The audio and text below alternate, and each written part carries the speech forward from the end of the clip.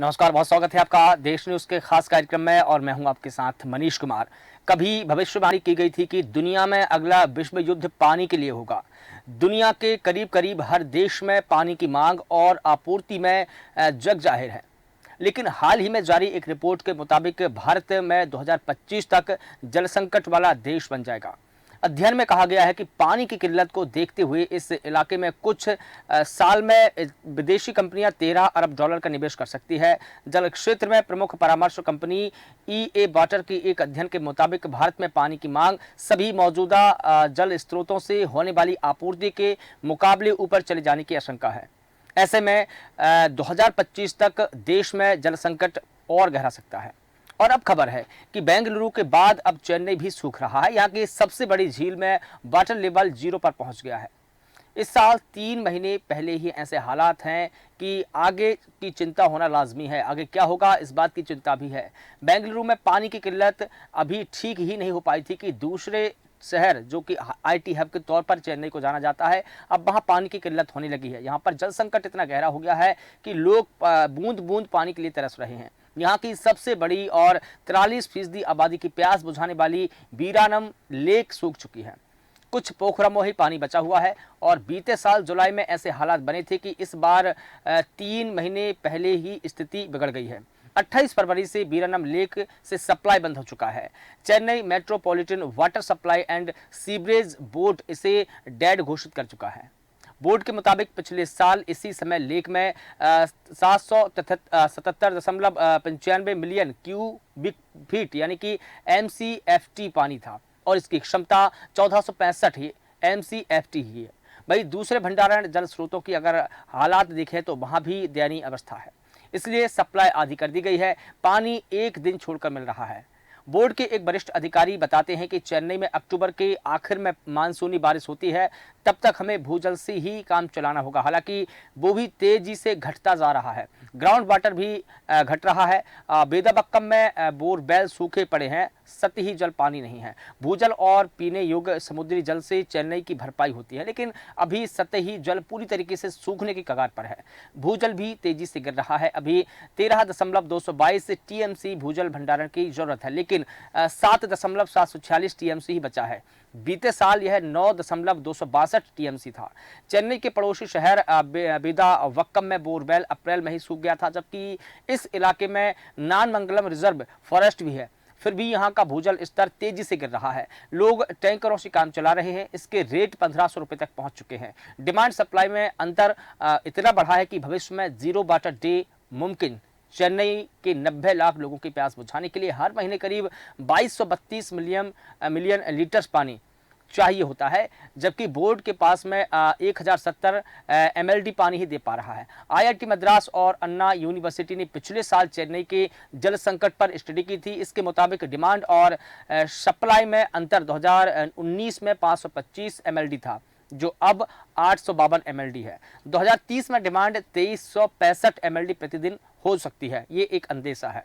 अन्ना university के centre for the climate change research के पूर्व डायरेक्टर के मुताबिक उन्होंने कहा कि पानी का जो मिसमैनेजमेंट और जलवायु परिवर्तन से हालात और बिगड़ सकते हैं। जल्द ही चेन्नई में जीरो वाटर डे भी घोषित हो सकता है। तो बेंगलुरु में 500 साल का सबसे बड़ा वाटर क्राइसिस अब दिखने लगा है। बेंगलुरु शहर पानी की भारी किल्लत से जूझ रहा है। कर्नाटक की deputy CM DK Shivakumar ने कहा कि शहर में 3000 से अधिक बोरवेल सूख गए हैं, जिनमें उनसे घर का पानी जाता था। वहीं शहर के टैंकर वाले 5000 लीटर के लिए भी 500 जगह की 2000 रुपये ले रहे हैं। अगर आमतौर पर देखा जाए तो इसकी कीमत 300 या 500 के करीब होती है टैंकरों की, लेकिन अब यही टैंकर वाले कहीं 1500 तो कहीं 2000 रुपये वसूल रहे हैं। इससे आप अंदेशा लगा सकते हैं कि शहर में किस प्रकार से जल संकट है। और इस पूरे मुद्दे पर बात करने के लिए हमारे साथ में सामाजिक कार्यकर्ता शैलेंद्र कुमार जी भी जुड़ गए हैं। सर, आपका बहुत स्वागत करता हूं। मैं आपसे यही जानना चाहता हूं कि भारत के कई शहरों में जल संकट अब गहराने लगा है। क्या कारण है कि हम पानी को नहीं बचा पा रहे हैं, और अगर ऐसी ही स्थिति रही तो क्या वो दिन दूर नहीं जब हमको बूंद बूंद पानी के लिए तरसना होगा? इसके लिए हम खुद जिम्मेदार। पर्यावरण का विनाश करने के लिए कौन जिम्मेदार है? इस प्रश्न का उत्तर हम सभी को पता है। हम सभी की ये गलती है कि हम लोगों ने पर्यावरण का विनाश किया है, वृक्षों को काटा है और स्थिति ये हो गई है कि अब हम बूंद बूंद पानी को तरस रहे हैं। और केवल चेन्नई में क्यों, अनेक ऐसे राज्य हैं जहां पर अभी से गर्मी के कारण भीषण जल संकट गहरा गया है। कई स्थानों पर जहां जल उपलब्ध है वहां पर हम जल की वैल्यू करना नहीं जानते और जब हम पानी की कीमत नहीं करेंगे तो एक दिन तो ऐसा होना ही है। बिल्कुल। तो मैं तो बहुत विनम्रता पूर्वक यही कहूंगा कि आज यदि चेन्नई में जल संकट गहरा गया है, हमको पानी खरीदना पड़ रहा है, हम बूंद बूंद पानी के लिए तरस रहे हैं, तो इसके पीछे हमारी ही गतिविधियां जिम्मेदार हैं। बिल्कुल। और इसके अलावा देखिए कर्नाटक के जो मुख्यमंत्री है सिद्धारमैया, उन्होंने 23 मार्च को कहा था कि पानी की कमी से जूझ रहे राज्य को केंद्र सरकार से फंड नहीं मिल रहा है। वो एक के बाद एक केंद्र सरकार से पर आरोप लगाने लगे। उन्होंने केंद्र से नेशनल डिजास्टर रिस्पांस फंड यानी कि जिसे हम NDRF भी कहते हैं वो रिलीज करवाने के लिए सुप्रीम कोर्ट में एक याचिका भी लगाई। सिद्धारमैया ने कहा कि हम पिछले 5 महीने से फंड का इंतजार कर रहे हैं, हम चाहते हैं कि हमारी पानी की किल्लत दूर करने के लिए सुप्रीम कोर्ट केंद्र सरकार से ये कहे कि उनको फंड दीजिए। ये कितना सही है? हर बात पर सुप्रीम कोर्ट चले जाना, हर बात पर स्टेट जो है केंद्र सरकार पर दबाव डालता है और फिर भी एक आमतौर पर हम देखें तो केंद्र सरकार की कहीं ना कहीं जिम्मेदारी तो है। जिम्मेदारी तो राज्य की भी है और केंद्र की भी है। बिल्कुल। लेकिन राज्य सरकारों को समय रहते अपनी स्थिति का मूल्यांकन खुद करना चाहिए तथा ऐसी विसंगतिपूर्ण स्थिति ना बने उससे पहले ही पानी की व्यवस्था करना चाहिए। केंद्र सरकार के ऊपर वो ये आरोप जरूर लगा सकते हैं कि वहां पर दूसरे दल की सरकार है इसलिए उन पर ध्यान नहीं दिया जा रहा है, लेकिन जरूरत अपने गिरेबान में झांकने की है। बहुत समय से ये समस्या होगी, इस बात को राज्य सरकार अच्छी तरह जानती थी, तब समय रहते ऐसे प्रयास क्यों नहीं किए गए। बिल्कुल। अब माननीय सुप्रीम कोर्ट यदि कोई आदेश दे भी दे तो केंद्र सरकार को सभी राज्यों की ओर देखना पड़ता है। पानी का संकट केवल एक राज्य की समस्या नहीं है, ये समस्या कई राज्यों की है और जहां पर केंद्र सरकार को अपने स्तर पर सभी राज्यों की मदद करना पड़ती है और ऐसा है नहीं। यद्यपि इस संदर्भ में मेरे पास कोई आंकड़े अभी उपलब्ध नहीं है, इसीलिए मैं पूरी बात बताने में असमर्थ हूँ, लेकिन केंद्र सरकार माननीय प्रधानमंत्री मोदी जी निश्चित रूप से संवेदनशील है और संवेदनशीलता का परिचय देते हुए वे निश्चित रूप से केंद्र की मदद करेंगे। इसके लिए राज्य सरकार को कोर्ट में जाने की जरूरत नहीं है। नहीं, उन्होंने ये कहा था कि हमने जो राज्य है उसके 236 तालुकों में से 223 तालुकों को हमने सूखा घोषित किया था। 48 लाख हेक्टेयर क्षेत्र में कृषि फसलें बर्बाद हो गई हैं। हमने केंद्र को फंड के लिए 3 बार ज्ञापन भेजे, लेकिन हमें अब एक भी पैसा नहीं मिल पा रहा है और हम अपने राज्य को ट्रेजरी से 650 करोड़ रुपए सूखे के लिए रिलीज कर चुके हैं। हमने मतलब उन्होंने ये कहा कि हमने ये राज्य के तहत किए हैं, केंद्र से तो नहीं मिला है, लेकिन 650 करोड़ रुपए जो है हम अपनी तरफ से रिलीज किए हैं। इसमें से 33.44 लाख किसानों को 2-2 हज़ार रुपये हमने पहुंचाए हैं। हमें अब इसके अलावा और भी फंड की जरूरत है, इसलिए हम केंद्र सरकार से फंड की मांग करते हैं। अब उन्होंने कहा कि 236 में से 223 तालुके हमने घोषित किए हैं, तो प्राथमिकता तो ये होनी चाहिए थी कि सबसे पहले आप वहाँ प्राइमरी जो सुविधा रहे वो पहुँचाते और उसके बाद केंद्र से आप पैसे की डिमांड करते। आपने प्राइमरी जो है वो ही नहीं कर पाए हैं। प्राइमरी स्तर पर खुद की व्यवस्था फेल हो गई है, आरोप केंद्र सरकार पर लगा रहे हैं, ये कहीं से भी उचित नहीं है। फिर भी एक मानवीय आधार पर केंद्र सरकार को भी संवेदनशील भावना के अनुसार विचार करना चाहिए और कर्नाटक की मदद करनी चाहिए, ऐसा मेरा व्यक्तिगत रूप से मत है। बिल्कुल ठीक है। नहीं, केंद्र सरकार अपनी तरफ से करती है। केंद्र सरकार पर ही कई बार जो दूसरे पार्टियों की सरकारें हैं उन्होंने आरोप लगाए कि हमको GST के तहत पैसे नहीं दिए जा रहे हैं, हमको दूसरे तरह से पैसे नहीं दिए जा रहे हैं, लेकिन केंद्र सरकार अपने तरीके से मदद करती है। दूसरा सवाल सर ये जानना चाहूँगा कि ठीक है, भारत में बेंगलुरु के अलावा भी 5 ऐसे शहर हैं जो आने वाले समय में बेंगलुरु जैसे हालातों का सामना कर सकते हैं, मतलब इन शहरों में भी पानी से हाहाकार मच सकता है। अब देखिए एक के बाद एक शहरों में जल संकट गहराता जा रहा है, चाहे वो दिल्ली की बात करें, राजस्थान की बात करें, जयपुर की बात करें, पंजाब के बठिंडा की बात करें या मुंबई चेन्नई की बात करें, तो इन तमाम शहरों में जल संकट गहराता जा रहा है। इसके क्या कारण हो सकते हैं? कारण हमको खोजना पड़ेगा, क्योंकि कभी ना कभी ये संकट शायद हमारे शहर पर भी ना आ जाए। कारण तो सब स्पष्ट है सर, मानव समाज ने पर्यावरण का इतना अधिक नुकसान किया है, खेत नहीं बचे, जंगल नहीं बचे, वृक्ष नहीं बचे, पानी आए तो आए कहां से? हम खुद इसके जिम्मेदार हैं। ये जो स्थिति बन रही है हमारे साथ, इसके पीछे और कोई कारण नहीं है, क्योंकि हमने पर्यावरण का विनाश कर दिया है। अपने आप को भौतिक सुविधाओं को पाने की हमारी जो अंधलिप्सा है, वही इसके पीछे जिम्मेदार है, क्योंकि हमने पानी की कीमत ही नहीं समझी। ठीक है, लेकिन अब इसको संरक्षित कैसे रखा जा सकता है? हमको किन उपायों की जरूरत है कि हम जल संकट से उभर जाएं? सरकारों को जल के संरक्षण के लिए बहुत कठोरता पूर्वक व्यवस्था करना चाहिए। जैसे कि यदि हम भारत में होने वाली वर्षा के जल को ही संरक्षित कर पाए, तो यह इस दिशा में उठाया गया महत्वपूर्ण कदम होगा तथा मील का पत्थर साबित होगा। लेकिन दुर्भाग्य देखिए सर कि हम वर्षा के पानी को भी संरक्षित नहीं कर पाते हैं, और वर्षा का जो पानी हम संरक्षण कर सकते थे, जिससे आने वाले समय में पानी का संकट पैदा ना हो, अथवा किसी न किसी रूप में कोई ना कोई मदद हमको वर्षा के पानी के संरक्षण से मिल सके, हम उसको भी नहीं कर पाए हैं। वर्षा का पानी तो नष्ट ही हो जाता है। कई राज्यों में जरूर, जैसे हमारे मध्य प्रदेश में ऐसी कुछ व्यवस्थाएं की गई हैं जल संरक्षण के लिए, अब लोगों को जागरूकता भी आई है, लेकिन मुझे लगता है अभी और जागरूकता की आवश्यकता है। वर्षा के जल को भी हम संरक्षित कर पाए।